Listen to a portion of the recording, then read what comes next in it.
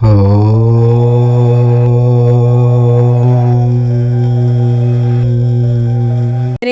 కార్తీక పౌర్ణమి. అత్యంత పవిత్రమైన రోజు. శివకేశవులకు అత్యంత ఇష్టమైన రోజు. పౌర్ణమి ప్రతి నెలా వస్తుంది, కానీ కార్తీక పౌర్ణమికి ఉండే ప్రత్యేకత మరే పున్నమికి ఉండదు. ఖగోళపరంగా చూస్తే ఏడాది మొత్తం మీద జాబిలి ఆ రోజు ఉన్నంత ప్రకాశంగా మరే రోజు ఉండదు. అంతలా వెలిగిపోయే వెన్నెలకే కన్ను కుట్టేలా గుడి ప్రాంగణాలు, జలాశయాలు కార్తీక దీపాలతో శోభాయమానంగా వెలిగిపోతూ ఉంటాయి ఆ రోజు. ఈ కార్తీక పౌర్ణమి రోజు బియ్యం డబ్బాలో ఇది వేయటం వల్ల మీకు కూర్చొని తిన్నా తరగని ఆస్తి వస్తుంది. ధనానికి, ధాన్యానికి లోటు ఉండదు. కార్తీక పౌర్ణమి రోజు బియ్యం డబ్బాలో ఇవి పెడితే మీ సంపాదన పెరిగిపోతుంది.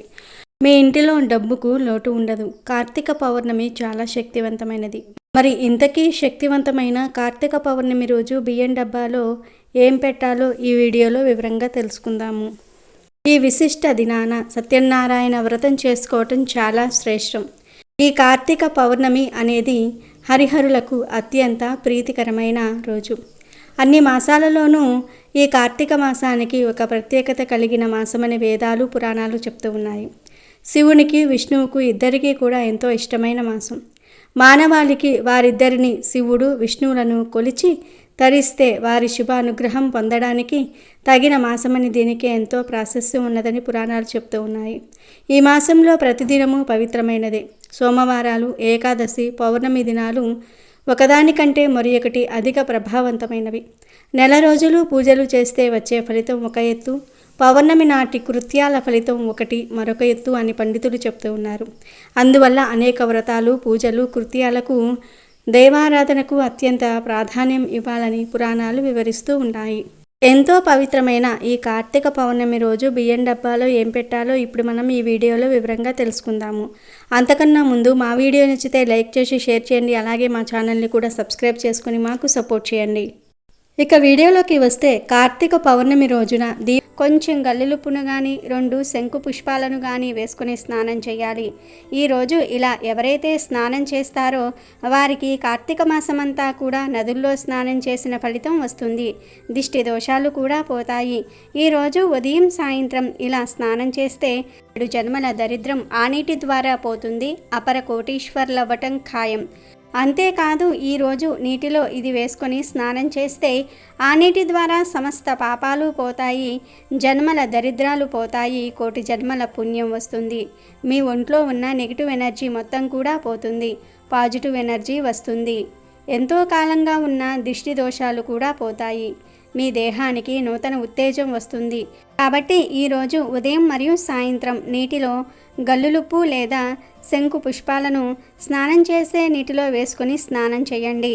అలా స్నానం చేసే సమయంలో గంగే చ యమునే చేవ గోదావరి సరస్వతి నర్మదే సింధు కావేరి జలేస్మిన్ సన్నిధం కురు అనే శ్లోకాన్ని చదువుకోవాలి. ఈరోజు ఈ విధంగా స్నానం చేస్తే 7 జన్మల దరిద్రాలు పోయి కోటి జన్మల పుణ్యం వస్తుంది. ఈ శ్లోకం చదువుకోవడం రానివారు 5 సార్లు గంగా గంగా గంగా గంగా అని స్నానం చేసే సమయంలో అనుకోవాలి. ఇలా చేస్తే 7 జన్మల దరిద్రాలు పోయి కోటి జన్మల పుణ్యం వస్తుంది. కాబట్టి అందరూ కూడా కార్తీక పౌర్ణమి రోజు మర్చిపోకుండా ఈ విధంగా స్నానం చేసి శుభ ఫలితాలను పొందండి. ఇక ఈ కార్తీక పౌర్ణమి రోజు ఎప్పుడూ కూడా ఎట్టి పరిస్థితుల్లోనూ మాంసాహారము, గుడ్లు, చేపలు, మాంసం లాంటివి తినకూడదు. కార్తీక పౌర్ణమి ఒక్కరోజే కాదు, అస్సలు కార్తీక మాసంలో ఒక్కసారి కూడా మాంసాహారం తినకూడదని పద్మపురాణంలో చెప్పారు. కాదని తింటే పందులుగా జన్మిస్తారని శాస్త్రాలలో ఉంది. కనుక ఎవ్వరూ కూడా కార్తీక పౌర్ణమి రోజు మాంసాహారం తినకూడదు. దాదాపుగా అందరికీ ఈరోజు మాంసాహారం తినకూడదనే విషయం తెలుసు. కానీ ఈరోజు మాంసాహారంతో పాటుగా పప్పును కూడా తినకూడదు. అంటే ఏ విధమైన పప్పు దినుసులను తినకూడదు. కందిపప్పు, పెసరపప్పు, శనగపప్పు ఈ 3 పప్పులను ఈరోజు కూర వండుకొని తినకూడదు. కూర అనే కాదు, ఏ రూపంలోనూ కూడా ఈ పదార్థాలను ఆహారంగా స్వీకరించకూడదు అని శాస్త్రాలలో ఉంది. కాదని కార్తీక పౌర్ణమి రోజు ఈ పప్పు దినుసులను తిన్నారంటే ఇంటికి మంచిది కాదు. గండాలు వస్తాయి, అష్ట కష్టాలు వస్తాయి. భవిష్యత్తులో ఏదో ఒక అనారోగ్య సమస్య వస్తుంది. చాలామందికి ఈరోజు పప్పు కూడా తినకూడదనే విషయం తెలియదు. కేవలం మాంసాహారం ఒక్కటే తినకూడదని అనుకుంటూ ఉంటారు. మాంసాహారంతో పాటు పప్పు కూడా తినకూడదు. కాదని తింటే మాత్రం తర్వాత భవిష్యత్తులో చాలా రకాల ఇబ్బందులు ఎదుర్కోవాల్సి వస్తుంది. కనుక అందరూ కూడా గుర్తుంచుకొని కార్తీక పౌర్ణమి రోజు ఈ పదార్థాలను తినకుండా జాగ్రత్తగా ఉండండి. అయితే ఈరోజు పౌర్ణమి ఘడియల్లో ఈ ఒక్క పదార్థం తింటే మనసులో ఉన్న ప్రతి కోరిక నెరవేరుతుందని జ్యోతిష్య నిపుణులు అంటూ ఉన్నారు. అంతేకాదు గ్రహ దోషాలు కూడా పోతాయి.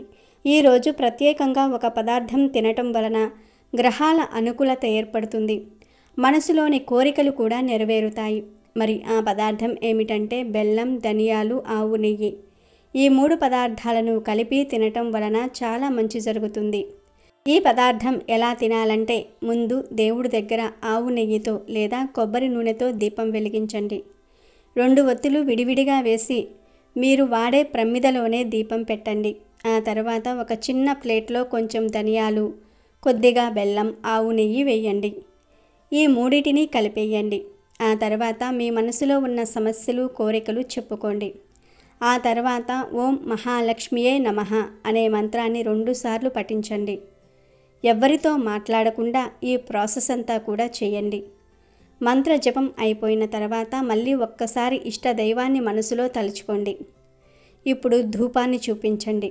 ఆఖరుగా మరొక్కసారి మీ కోరికను చెప్పుకొని దేవుడు ముందు పెట్టిన బెల్లము, నెయ్యి, ధనియాలు నైవేద్యం తీసి మీ ఇంట్లో ఎంతమంది కుటుంబ సభ్యులు అందుబాటులో ఉంటే అందరూ కూడా ప్రసాదంగా స్వీకరించాలి. కార్తీక పౌర్ణమి రోజు ఈ పదార్థం శివునికి లేదా ఇష్ట దైవానికి సమర్పించి తినటం వలన సర్వేశ్వరుడు అయినటువంటి ఆ శివయ్య అనుగ్రహం కలుగుతుంది. గ్రహ దోషాలు తొలగిపోతాయి. మీరు కోరుకున్న కోరికలు నెరవేరిపోతూ ఉంటాయి. ధనం మీ దగ్గర నిలబడుతుంది. సమస్యలు తగ్గుతాయి. ఈ పదార్థం తింటే చాలు మీకు అన్ని ఫలితాలు వచ్చేస్తాయి. కార్తీక పౌర్ణమి అంటే ఘడియల్లో మాత్రమే ఇప్పుడు మనం చెప్పుకున్న ఈ పదార్థం తినవచ్చు. తిన్నారంటే మాత్రం గ్రహాలు బాగా అనుకూలంగా మారుతాయి. మరి కార్తీక పౌర్ణమి రోజు 365 ఒత్తులు వెలిగించుకునేవారు ఉపవాసం ఉంటారు కదా, ఎప్పుడు తినాలి అనే సందేహం మీకు కలగవచ్చు. కార్తీక పౌర్ణమి రోజు 365 ఒత్తులు వెలిగించుకున్న తరువాత ఇప్పుడు మనం చెప్పుకున్న ఈ పదార్థాలను తినవచ్చు. మీరు 365 ఒత్తులు వెలిగించేసుకున్న తర్వాత ఈ ప్రసాదాన్ని స్వీకరించినట్లయితే మీకు ఉన్నటువంటి అన్ని గ్రహదోషాలు, గ్రహబాధలు అన్నీ కూడా పోతాయి. ఈ సమయానికి ఉన్న శక్తి అలాంటిది మరి. కాబట్టి మీరు కూడా కార్తీక పౌర్ణమి రోజు తప్పనిసరిగా పౌర్ణమి ఘడియలు ఉన్న సమయంలో ఈ పదార్థం తిని శుభ ఫలితాలను పొందండి. ఇక ఈ కార్తీక పౌర్ణమి రోజు బియ్యం డబ్బాలో ఏం వేయాలో తెలుసుకుందాము. బియ్యం మన అందరి ఇళ్లలో ఉంటాయి. చాలామంది బియ్యం కడిగేటప్పుడు కొన్ని తప్పులు చేస్తూ ఉంటారు. ఆ తప్పులు చేయటం వల్ల లక్ష్మీదేవి అలిగి ఇంటిని వదిలి వెళ్ళిపోతుందని పండితులు చెప్తూ ఉన్నారు. మీరు ఎప్పుడు అన్నం వండినా పాసి ముఖంతో వంట చేయకూడదు. బ్రష్ లేదా స్నానం చేసి వంట చేసుకోవాలి. మ్యాక్సిమం స్నానం చేశాక వంట చేస్తే మరీ మంచిది. అలాగే బియ్యం కడిగేటప్పుడు కూడా అందులో కొంచెం రాళ్ల ఉప్పును వేయండి. బియ్యం కడిగేటప్పుడు శివపార్వతులను తలుచుకొని బియ్యం కడగాలి. ఇలా చేస్తే లక్ష్మీదేవి అనుగ్రహంతో పాటు శివపార్వతుల అనుగ్రహం కూడా కలుగుతుంది. ధనానికి, ధాన్యానికి లోటు ఉండదు. అలాగే కొంతమందికి బియ్యం కడిగేటప్పుడు ఆ బియ్యాన్ని నోట్లో వేసుకునే అలవాటు ఉంటుంది. ఆ అలవాటు ఉన్నవారు ఎంత త్వరగా మానితే అంత మంచిది. ఇలా చేయటం వల్ల మీరు మరియు మీ కుటుంబం, మీ ఇంటిలో ఉన్నవారు కటిక దరిద్రాన్ని అనుభవిస్తారు. మీరు బియ్యం కడిగే ముందు ఎంత బియ్యం కడుగుతున్నారో చూడండి. ఎక్కువగా అన్నం వృధా చేసేవారి ఇంటిలో కూడా లక్ష్మీదేవి ఉండదు.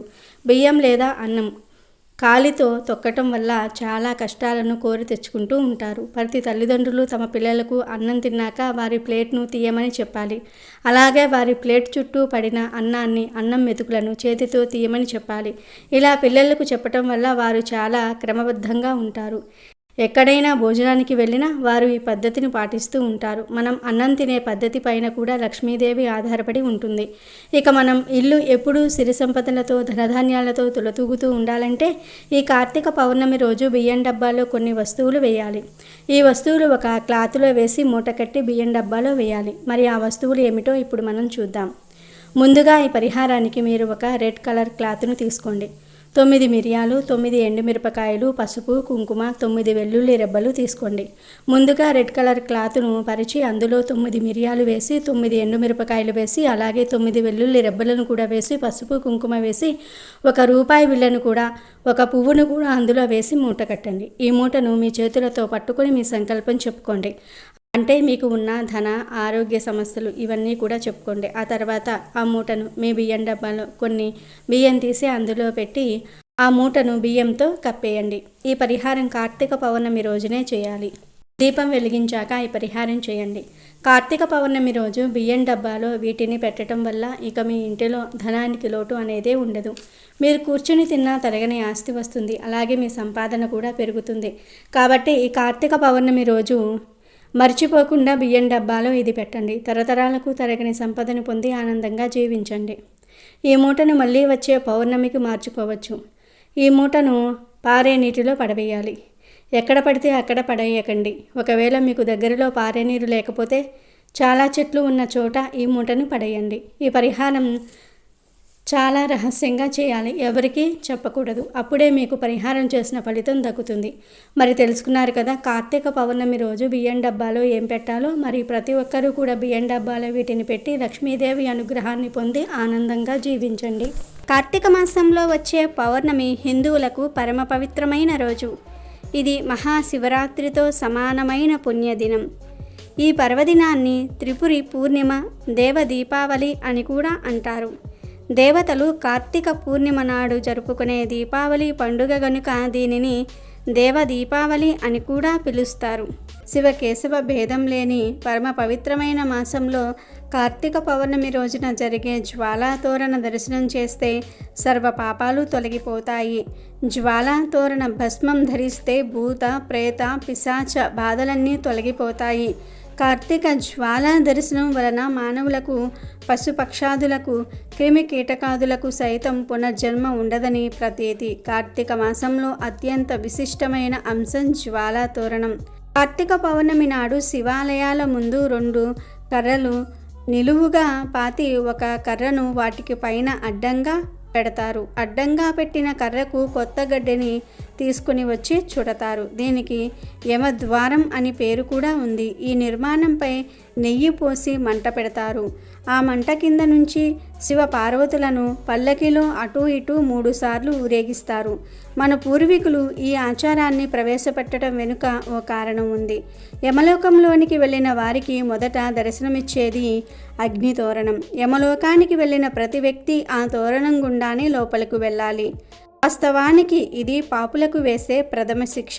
ఈ శిక్షను తప్పించుకోవాలంటే ఈశ్వర్ను ప్రార్థించాలి. అందుకే కార్తీక పౌర్ణమి రోజున ఎవరైతే యమద్వారం అనగా జ్వాలా తోరణం నుంచి 3 సార్లు అటు ఇటు వెళ్ళి వస్తారో వారికి ఈశ్వరుడి అనుగ్రహం లభిస్తుంది. ఆ వ్యక్తికి యమద్వారాన్ని చూడాల్సిన అవసరం ఉండదు. అందుకే అందరూ తప్పనిసరిగా ఈ జ్వాలా తోరణ మహోత్సవంలో పాల్గొనాలి. జ్వాలా తోరణం కింద ఈశ్వరుడి పల్లకి పక్కనే నడుస్తూ, శివా, నేను ఇప్పటిదాకా చేసిన పాపాలన్నీ కూడా ఈ మంటల్లో కాలిపోవాలి. వచ్చే ఏడాది వరకు ఎలాంటి తప్పు చేయకుండా సన్మార్గంలో నీ బాటలోనే నడుస్తానని ప్రతిజ్ఞ చేయాలి.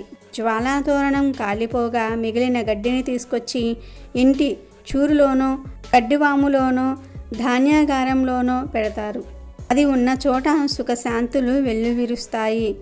అది ఉన్న చోట భూత, ప్రేత, ఉగ్ర భూతాలు ఇంటిలోనికి రావని విశ్వాసం. అయితే ఈ కార్తీక పౌర్ణమి రోజు గోవు కనిపిస్తే ఇది ఒక్కటి పెట్టండి చాలు. తరతరాలకు తరగని ఐశ్వర్యం వస్తుంది, ఆస్తి వస్తుంది, వద్దన్నా డబ్బు వస్తుంది, అంతులేని సంపదలు వస్తాయి. ఈరోజు గోవుకు ఈ పదార్థాలు తినిపించటం వలన 33 కోట్ల మంది దేవతల అనుగ్రహం లభిస్తుంది. జీవితంలో మిమ్మల్ని అన్ని విజయాలే వరిస్తాయి. జన్మ జన్మల పాపాలు పోయి కోటి జన్మల పుణ్యం వస్తుంది. కోటి దానాలు చేసిన ఫలితం వస్తుంది. ప్రాచీన భారతీయ సంస్కృతి సంపదలకు ప్రతీక పవిత్ర గోమాత. భారతీయులకు అనాది నుంచి ఆరాధ్య దేవత. చతుర్వేదాలలోనే కాక హిందూ ధర్మశాస్త్ర గ్రంథాలలోనూ, భారత, రామాయణ, భాగవతాది పవిత్ర గ్రంథాలలోనూ గో మహిమ అసామాన్యమైనదిగా అభివర్ణించబడింది. శ్రీకృష్ణ భగవానుడు స్వయంగా గోమాతను పూజించి సేవించి గోపాలకుడిగా వాటి ప్రాముఖ్యతను వివరించాడు. దేవతలతో సరి సమాన కీర్తిని గోవులు సంపాదించాయి. సర్వదేవతా ఆవాసం గోవు. గోవును తల్లిగా భావించి తల్లి చేసే మేలును మనకు కలిగిస్తుంది. కనుక గోవును గోమాతగా తలుస్తాము. ప్రపంచంలో ఉన్న జీవులలో ఆక్సిజన్ పీల్చి ఆక్సిజన్ వదిలే ఏకైక జీవి గోవు. గోవు పాద ముద్రలు పడిన స్థలం అష్టైశ్వర్యాలకు నిలయం. గోవు పవిత్రతకు మరియు శుభానికి చిహ్నం. ప్రాచీన పవిత్ర భారతీయ సంస్కృతి సంపదలకు ప్రతీక గోమాత. భారతీయులకు అనాది నుంచి ఆరాధ్య దేవత. మానవ జాతికి ఆవు కన్నా మిన్నగా ఉపకారం చేసే జంతువు మరియొకటి లేదు. గోమాతలో సర్వదేవతలు కొలువై ఉంటారు. అందుకే గోమాతను పూజిస్తే సకల దేవతలను పూజించినంత ఫలితం దక్కుతుంది.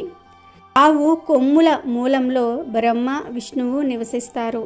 అగ్రభాగాన తీర్థస్థానములు, స్థావర జంగములు అలరారి ఉన్నాయి. శిరస్సుకు మధ్య భాగం శంకరుని గేహ బిగువు అంగాలలో చతుర్దశ భువనాలు ఇమిడి ఉన్నాయి అని అథర్వ వేదం చెప్తోంది. 33 కోట్ల దేవతలు గోవులో కొలువై ఉన్నారు. ఇంతటి పవిత్రమైన గోవు కార్తీక పౌర్ణమి రోజు మీకు కనిపిస్తే పశుగ్రాసాన్ని తినిపించండి. గోవు కనిపించకపోతే మీరే గోవు దగ్గరకు వెళ్ళి తినిపించండి. ఈరోజు ఇలా పశుగ్రాసాన్ని తినిపిస్తే గోవులోని సకల దేవతలు మిమ్మల్ని దీవిస్తారు. నరక బాధల నుండి బయటపడతారు. అనంతకోటి పుణ్యఫలం కలుగుతుంది. పశుగ్రాసం అనే కాదు, ఈరోజు గోవుకు ఇప్పుడు మనం చెప్పుకునే పదార్థాలలో ఏ ఒక్కటి తినిపించినా కోటి జన్మల పుణ్యం కలుగుతుంది. శివ సాయుధ్యం కలుగుతుంది. పట్టిందల్లా బంగారం అవుతుంది. ఈ కార్తీక పౌర్ణమి రోజు బియ్యం పిండిలో బెల్లం కొంచెం నీరు కలిపి గోవుకు ఆహారంగా పెట్టడం వల్ల మానసిక ప్రశాంతత కలుగుతుంది. అలాగే నానబెట్టిన కందులను గోవుకు ఆహారంగా పెట్టడం వల్ల మనలో ఉన్న కోపం తగ్గుతుంది. కార్తీక పౌర్ణమి రోజు నానబెట్టిన కుసుమ గింజలను గోవుకు ఆహారంగా పెట్టడం వల్ల మనం చేసిన పాపాలు దూరమవుతాయి. నానబెట్టిన శనగలను ఈరోజు గోవుకు ఆహారంగా పెట్టడం వల్ల మనలో ఆధ్యాత్మిక చింతన ఏర్పడుతుంది. రాగిపిండి మరియు బెల్లము కలిపి గోవుకు పెడితే మనకు ఉన్న దారిద్ర్యాలు తొలగిపోతాయి. కార్తీక పౌర్ణమి రోజు నానబెట్టిన పెసర్లను ఆవుకు ఆహారంగా పెట్టడం వల్ల విద్యా అభివృద్ధి కలుగుతుంది. ఈరోజు ఉడికించిన ఆలుగడ్డలను గోవుకు ఆహారంగా పెట్టడం వల్ల నరఘోష పోతుంది. అలాగే ఈరోజు ఆవుకు క్యారెట్ ఆహారంగా పెట్టడం వల్ల వ్యాపార అభివృద్ధి చెందుతుంది. బీట్రూట్ పాలకూరను కలిపి గోవుకు ఆహారంగా పెట్టడం వల్ల ఐశ్వర్యం కలుగుతుంది. కార్తీక పౌర్ణమి రోజు గోవుకు దోసకాయను ఆహారంగా పెట్టడం వల్ల శత్రువులు మిత్రులవుతారు. టమాటాను ఆహారంగా పెట్టడం వల్ల వివాహ ప్రాప్తి కలుగుతుంది. ఈరోజు గోవుకు వంకాయను ఆహారంగా పెట్టడం వల్ల సంతాన ప్రాప్తి కలుగుతుంది. కార్తీక పౌర్ణమి రోజు గోవుకు అరటిపండ్లు ఆహారంగా పెట్టడం వల్ల ఉన్నత పదవులు కలుగుతాయి. ఈరోజు బెండకాయను పెట్టడం వల్ల మనోధైర్యం కలుగుతుంది. దొండకాయను కార్తీక పౌర్ణమి రోజు గోవుకు పెట్టడం వల్ల మనోవ్యాధి తొలగిపోతుంది. జొన్న పిండి బెల్లము కలిపి గోవుకు పెట్టడం వల్ల తెలివితేటలు పెరుగుతాయి. మినపపిండి మరియు బెల్లం కలిపి కార్తీక పౌర్ణమి రోజు గోవుకు పెట్టడం వల్ల ఐశ్వర్యం కలుగుతుంది. గోధుమ పిండి బెల్లం పెట్టడం వల్ల ఉద్యోగ ప్రాప్తి కలుగుతుంది. నానబెట్టిన పెసరపప్పు పెట్టడం వల్ల ఇంద్రియ నిగ్రహ శక్తి పెరుగుతుంది. నానబెట్టిన కందిపప్పు పెట్టడం వల్ల రుణ బాధలు తీరిపోతాయి. నానబెట్టిన మినప్పప్పును పెట్టడం వల్ల సంపూర్ణ ఆరోగ్యాన్ని పొందుతారు. పచ్చి శనగపప్పు పెట్టడం వల్ల కుటుంబ కలహాలు దూరమవుతాయి. శనగపిండి బెల్లము కలిపి పెట్టడం వల్ల కోర్టు వ్యవహారాలలో విజయం పొందుతారు. కార్తీక పౌర్ణమి రోజు గోవుకు నానబెట్టిన పొట్టు పెసరపప్పు పెట్టడం వల్ల బుద్ధి కుశలత కలుగుతుంది. ఇలా కార్తీక పౌర్ణమి రోజు ఆయా పదార్థాలను భక్తితో గోవులకు సమర్పించుకుంటే మీకు ఉన్న సమస్యలు సులభంగా పోతాయి. తరతరాలకు తరగని ఐశ్వర్యం వస్తుంది. ధనలాభం కలుగుతుంది. కార్తీక పూర్ణిమ రోజు అందరూ ఉపవాసం చేస్తారు. మరి ఆ ఉపవాసం ఎలా చేయాలి? ఈరోజు ఉపవాసం ఉన్నవారు గుడికి వెళ్తే ప్రసాదం తీసుకోవచ్చా? ఉపవాసం విషయంలో ఎలాంటి నియమాలు పాటించాలి? ఉపవాసం ఉండలేని వారు ఏం చేస్తే ఉపవాసం చేసిన దానికన్నా 1000 రెట్ల ఫలితం ఎక్కువ వస్తుంది అనే విషయాలను ఇప్పుడు మనం ఈ వీడియోలో వివరంగా తెలుసుకుందాం. అనారోగ్యంతో ఉన్నవారు, టాబ్లెట్లు వేసుకోవలసిన వారు, బీపీ షుగర్లు ఉన్నవారు ఉపవాసం ఉండకూడదు. అలాగే ఆకలికి ఆగలేని వారు కూడా ఉపవాసం ఉండకపోయినా పర్వాలేదు. ఇలాంటి వారు ఉపవాసం ఉండి ఎప్పుడు ఈ కార్తీక పౌర్ణమి ఉపవాసం అయిపోతుందా అని బాధపడుతూ ఉండకూడదు. ఉపవాసం ఉండలేని వారు చక్కగా పాలు, పండ్లు లేదా టిఫిన్ లాంటివి చేసి శివుణ్ణి పూజించండి. ఇలా ఏదో ఒకటి తిని ఆనందంగా పూజ చేసుకుంటే ఉపవాసం చేసిన దానికన్నా 1000 రెట్ల అధిక ఫలితం వస్తుంది. ఇక్కడ మనసు ఇంపార్టెంట్. మన మనసును భగవంతుడిపై లీనం చేసినప్పుడు ఫలితం అనేది ఎక్కువగా వస్తుంది. మనం ఉపవాసం ఉండి కూడా భగవంతుడిపై మనసును లగ్నం చేయలేకపోతే ఆ ఉపవాసం వ్యర్థమవుతుంది. కాబట్టి కడుపు నిండా తిని కూడా ఆ భగవంతుడిపై మనసును లగ్నం చేయగలిగితే ఉపవాసం చేసి శివుణ్ణి పూజించిన దానికన్నా కూడా ఎక్కువ ఫలితం వస్తుంది. అంతేకాని బాధపడిపోతూ ఉపవాసం ఉండవద్దు. అది శివుడికి నచ్చదు. నేను భోజనం చేయలేదు, నీరసంగా ఉంది అని బాధపడుతూ పూజ చేస్తే అది శివుడికి నచ్చదు, మీకు కూడా మంచిది కాదు. ఆడవాళ్ళు ఇంట్లో చాలా పనులను చేసుకోవాలి. ఉపవాసం ఉండి వారు పనులు చేయలేరు. కాబట్టి అల్పాహారం తీసుకొని ఉపవాసం ఉండి కార్తీక పౌర్ణమి పూజను చేసుకోవచ్చు. కనుక అనారోగ్య సమస్యలు ఉన్నవారు, ఉపవాసం చేయలేని వారు చక్కగా పాలు, పండ్లు, టిఫిన్ తినండి. అవి కూడా చాలకపోతే చక్కగా భోజనమే చేసేయండి. అలా ఏదో ఒకటి తిని ఆనందంగా పూజ చేయండి. ఈ విధంగా ఆనందంగా పూజ చేస్తే ఉపవాసం ఉన్న దానికన్నా 1000 రెట్ల అధిక ఫలితం లభిస్తుంది. అంతేగాని బాధపడిపోతూ ఈ పూజ ఎప్పుడవుతుంది, మేము ఎప్పుడు భోజనం చేయాలి అంటూ ఉపవాసం చేస్తే ఎలాంటి ఫలితం రాదు. ఈ విషయాన్ని గమనించి శక్తి కలిగిన వారు లేదా ఉపవాసం చేయగలిగిన వారు ఉపవాసం ఉండండి. శక్తి లేనివారు పండ్లు, పాలు, పలహారాలు ఏది కావాలంటే అది తిని భక్తిగా దేవుడిపై మనసును లగ్నం చేసి శుభ ఫలితాలను పొందండి.